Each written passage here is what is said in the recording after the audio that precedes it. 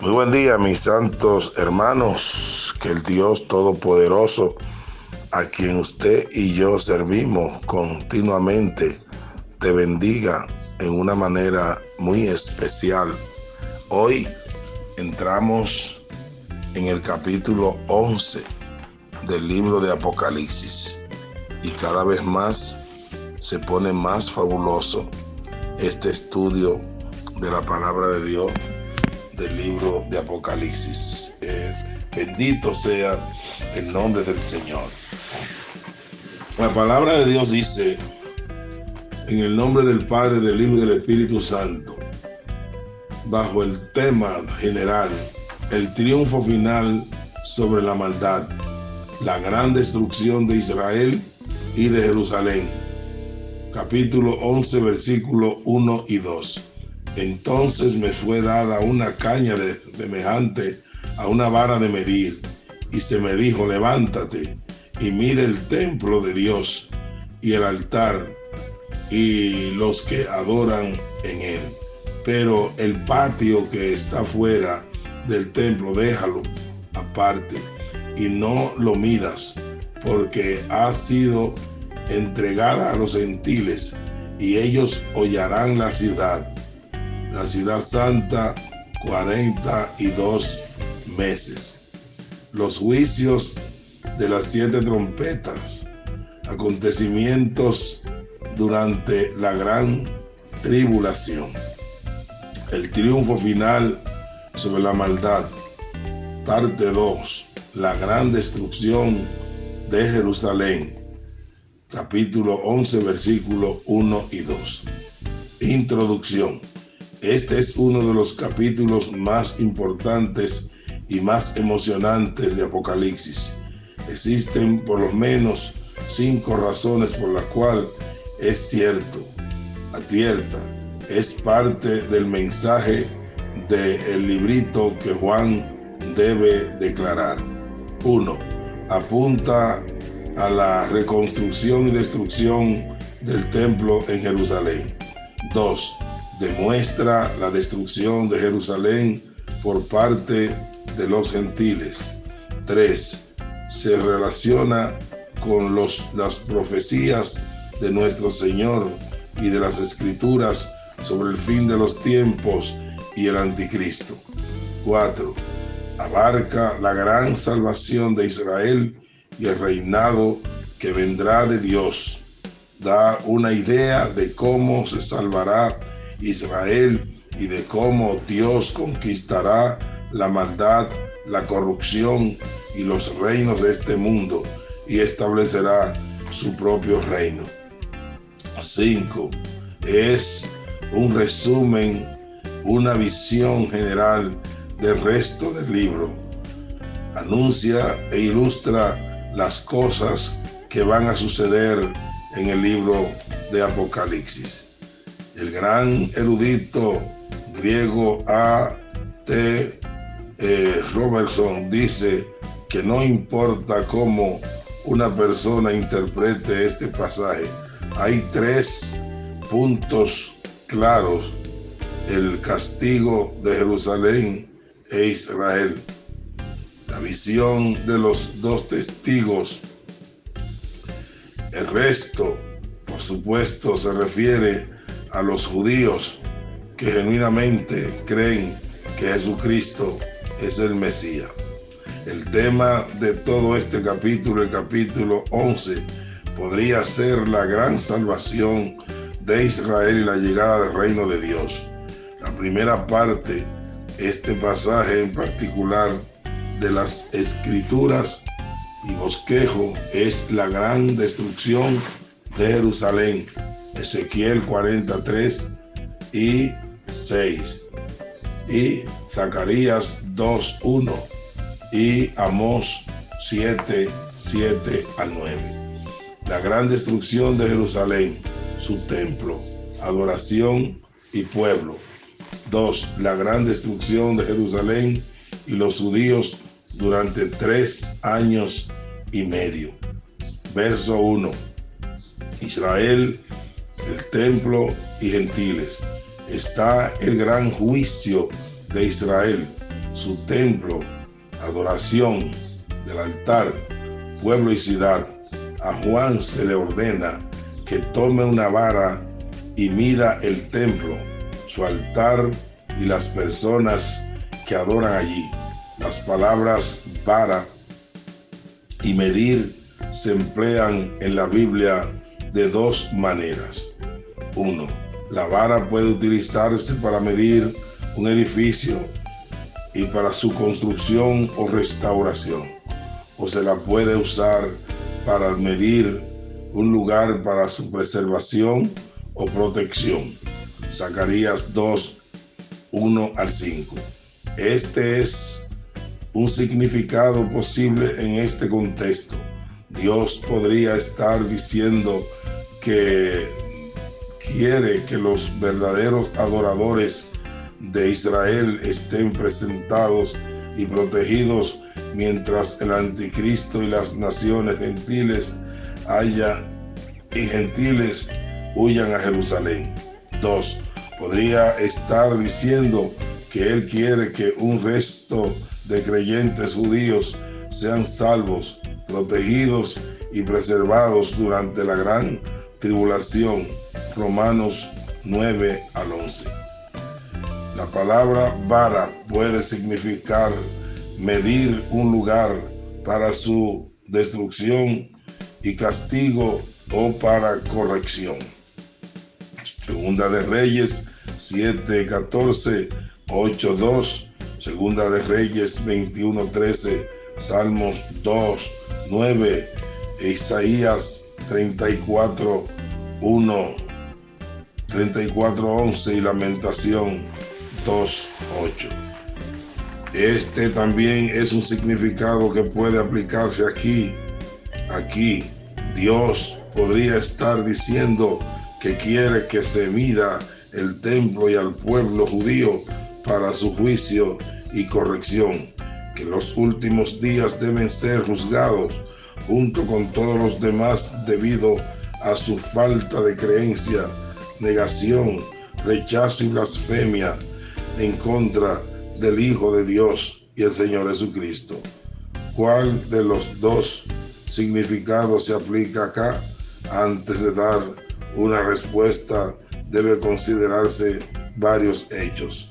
Las Escrituras dicen que el anticristo va a ingresar caminando al templo y exigirá que el mundo le deba su primera lealtad a él y al Estado.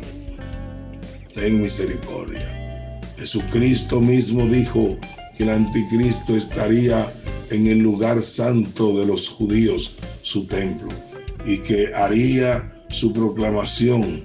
Recuerde que Jerusalén es considerado por varias religiones importantes como uno de los centros religiosos del mundo.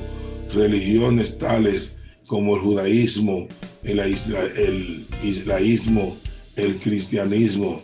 No podría elegirse un lugar mejor para lanzar la adoración del Estado, en particular cuando se hará un intento de borrar a todos los creyentes cristianos.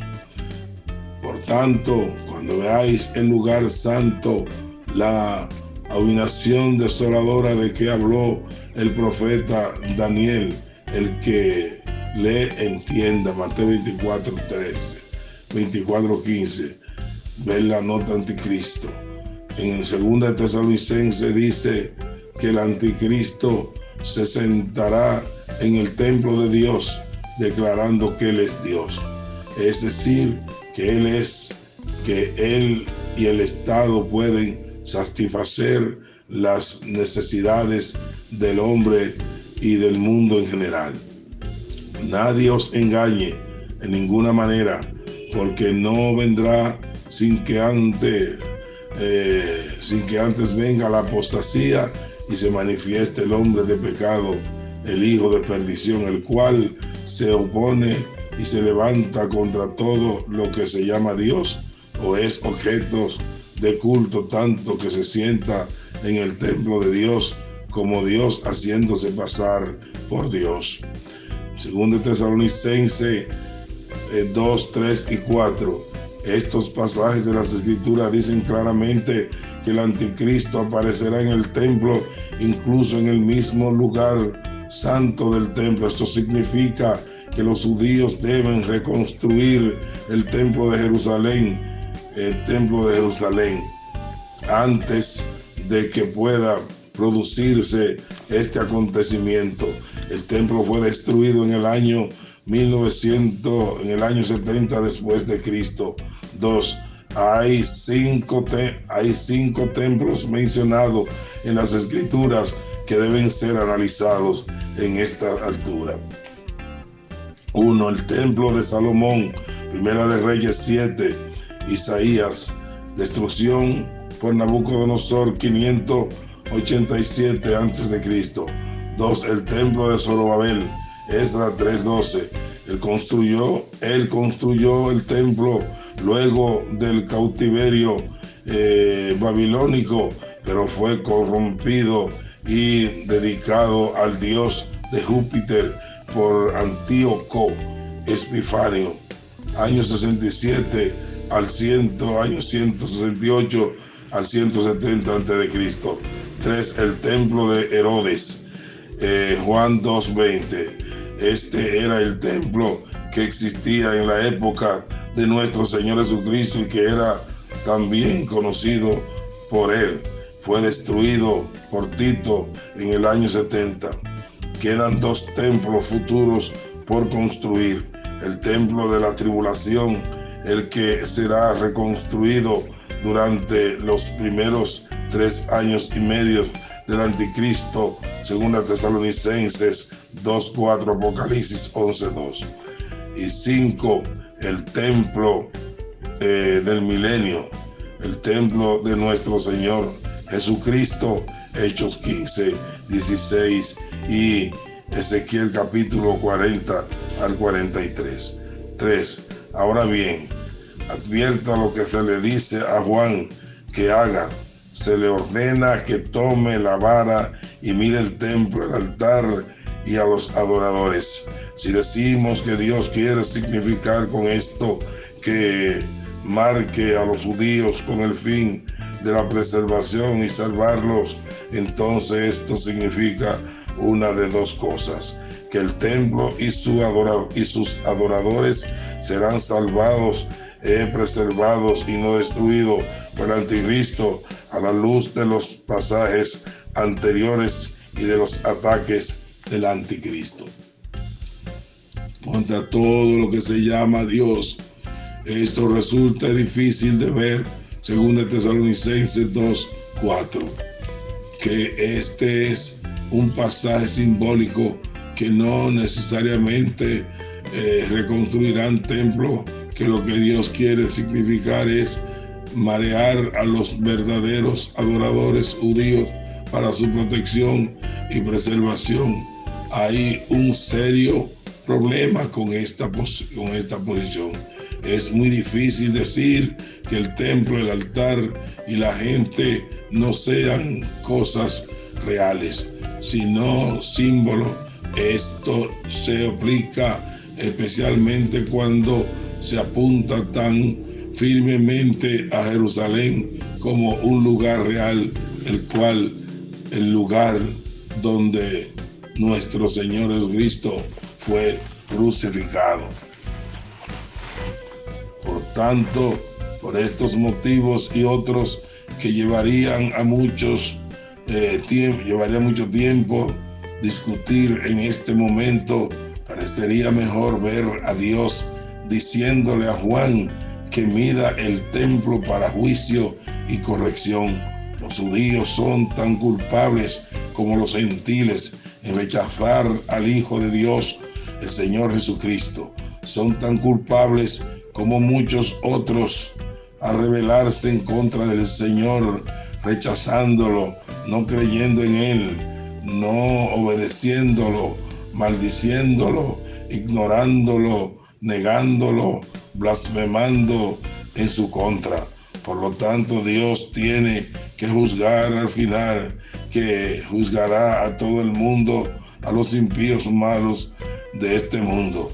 Dios no tiene favoritos, aleluya, y no muestra parcialidad. Todos los impíos y malos deben ser juzgados, y en los últimos días incluido a los impíos y malos de entre los judíos. Por tanto, los judíos con su templo y su ciudad serán hallados por el anticristo, y así como los sellados serán sellados por el anticristo, y así lo serán tanto judíos como no judíos. Pensamiento: toda persona que no se dirige a Dios a través del Señor Jesucristo está adorando a un falso Dios.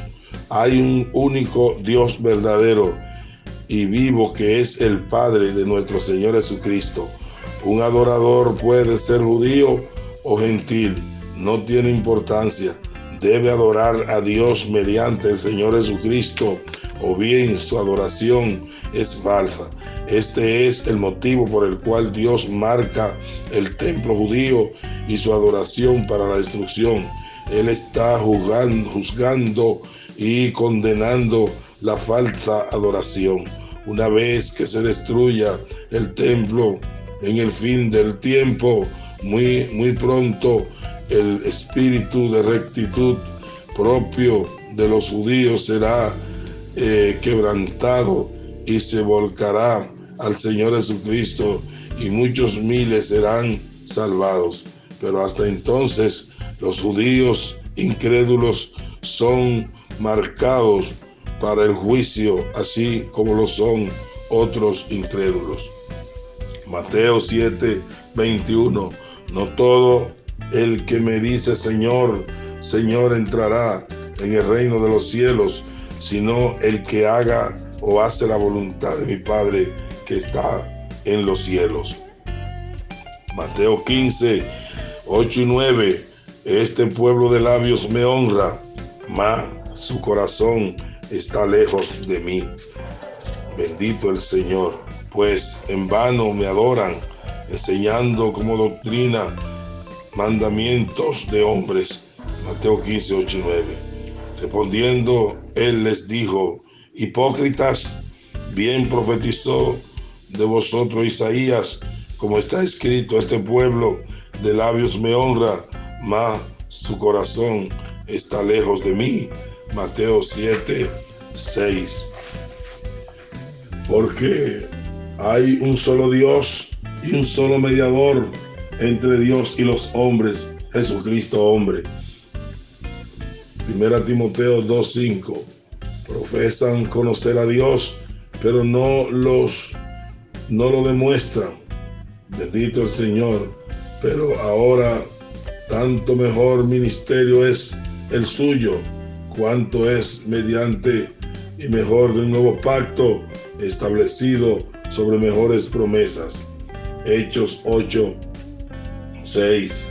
Porque no entró Cristo en el santuario hecho de mano, figura del verdadero, sino en el cielo mismo, para presentarse ahora por nosotros ante Dios.